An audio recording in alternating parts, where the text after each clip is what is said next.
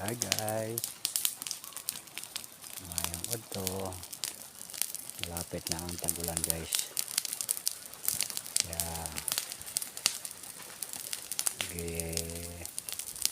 nasunog na namin ang mga silang kasi napabayaan na kasi ito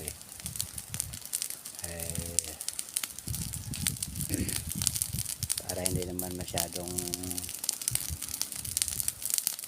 ano sa tingnan. Ito ginalinis-linisan namin kahit paano. Saka by the way, pinabinta galit ko siya guys, baka mayroon sa inyong interesado bumili. Ito siya guys, itong mga bakante na to, malawak to siya guys, nasa 3 hectares ata tumigit. Tapos wala namang problema kasi mayroon yung dito na part ng banda dyan sa may kawayanan na yan, papunta yan dito sa may kilid ng mga puno na yan. Yan, sapa yan guys. Tapos pagdating naman dito sa may kabilang side, ilog naman yan guys na malaki. Yan, ilog yan, yan doon banda.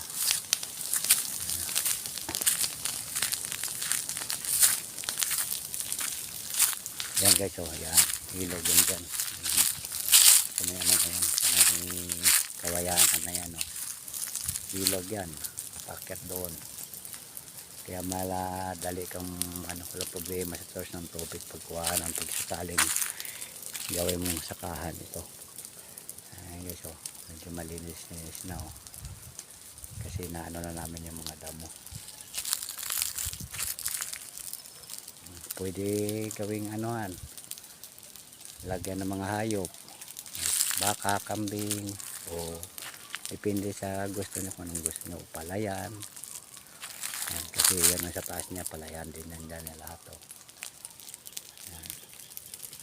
Saka magandang klase ng lupa yan dito guys, waghag. Hindi siya masyang yung asing matigas na dito buhagag ito, yung masaganda dito yung mais, mani. Yan ang mga labanos, kasi ito dati labanosan yan dito at saka tinataniman din ng mga tabako, pinya. Yan, ito yung maganda dito guys.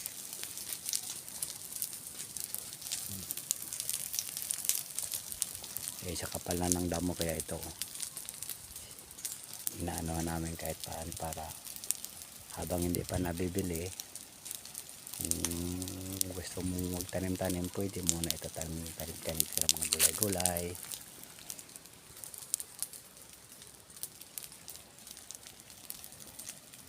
Yan. Yan dito ng muli guys.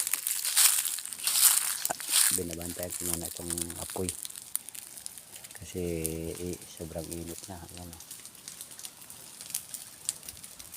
Para baka kumalat dito sa kabilang area.